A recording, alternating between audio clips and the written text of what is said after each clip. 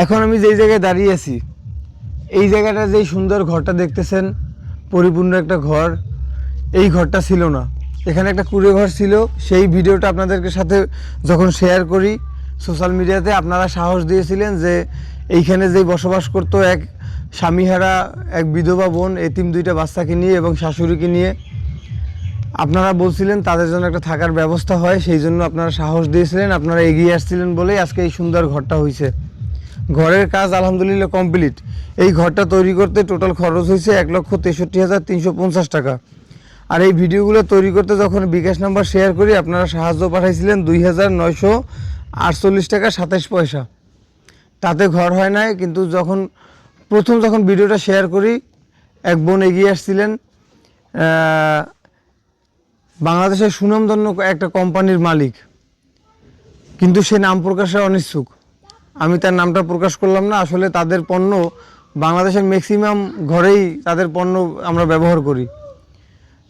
তার প্রতি দোয়া রইল, এবং সে যে এই দানটা করছে আমি ব্যক্তিগতভাবে তার জন্য কৃতজ্ঞতা প্রকাশ করতেছি। এই ঘরের মধ্যে যদি দেখাই, আসেন আপনারা। আপা আসবো আসবো আপা? ও, কাজ করতেছেন? যাক আলহামদুলিল্লাহ। মানে কেমন লাগতেছে? এতদিন তো যখন ঘরটা তৈরি করছি তখন তো এইখানে আসলে পানি পড়া ছিল একদম।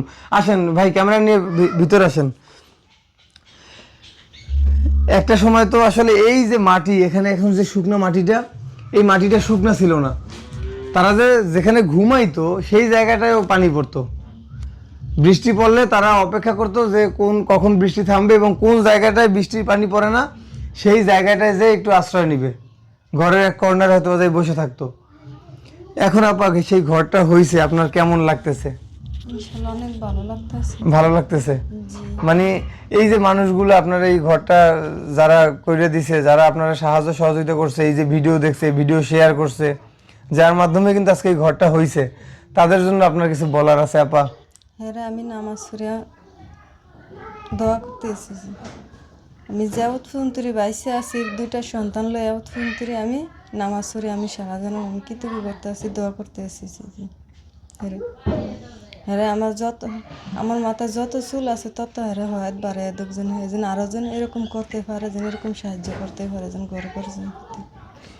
আসলে বলতে কি, এই যুগে আইসা একটা ইয়ং মানুষ সে স্বামীহারা হইছে, এই যে একটা কষ্ট, থাকার জায়গার অভাব, খাবারের কষ্ট, সেই জায়গা থেকে যে আপনারা এগিয়ে আসছেন, তার যে আজকে একটা থাকার মতো একটা ঘর করে দিয়েছেন, উপরে থেকে পানি পড়তেছে না, সত্যি আপনাদের প্রতি কৃতজ্ঞ।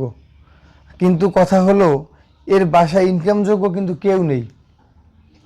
আপনারা যদি চান যে এই মানুষটার পাশে আরেকটু দাঁড়াবেন, সে যেন 3 বেলার জায়গায় 1 বেলা খেয়ে ওই বাচ্চাদেরকে নিয়ে, সন্তানদেরকে নিয়ে, দুইটা এতিম বাচ্চা, ওরা একটু ভালো থাকবে, সেই ব্যবস্থাটা করে দেন। আসলে আপা, আপনার মেয়ে তো এখনো অসুস্থ, জ্বর হয়ে বিছানায় পড়ে আছে তার মেয়েটা, কিন্তু ডক্টর দেখাইতে পারে নাই। আমরা যখন সকালে আসছি দেখে আমাদের কাছে খারাপ লাগছে, এটা যে মানে সে কিভাবে ডক্টর দেখাবে?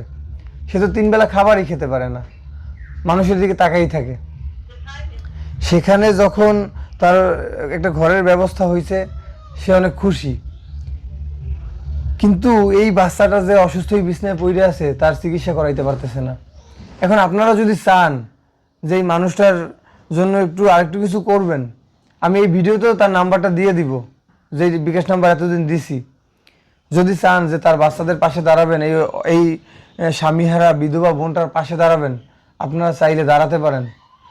আর দেখেন এই যে ঘর, আসলে ওইভাবে কিন্তু ঘরের মধ্যে কিছু নেই, তাদের থাকবেই বা কিভাবে? এই যে ঘরটা যে তুলে দিছি, দেখেন, একটু ক্যামেরাটা নিয়ে আসো ফারাবি।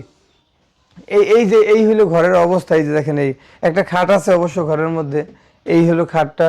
এই যে তাদের অবস্থা, আমরা যখন আসছি, এই হলো তাদের ঘরের অবস্থা। দেখেন আপনারা, এই হলো তাদের ঘরের অবস্থা। এই যে তার ছোট বাচ্চাটা, তাই না? এই হলো তার ছোট বাচ্চাটা, এতিম বাচ্চাটা। আসলে ওদের মুখের দিকে তাকাইয়া, আসলে যদি আপনারা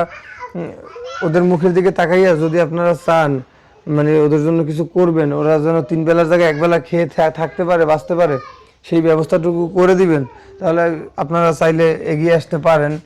নাম্বারটা ডিসপ্লেতে নাম্বারটা স্ক্রিনে দিয়ে রাখবো। আপনারা চাইলে তাদেরকে তাদের পাশে যদি আরেকটু দাঁড়াইতে চান তাহলে দাঁড়াতে পারেন। সেটা আসলে আপনাদের প্রতি জোর করার কিছু নাই। আসসালামু আলাইকুম।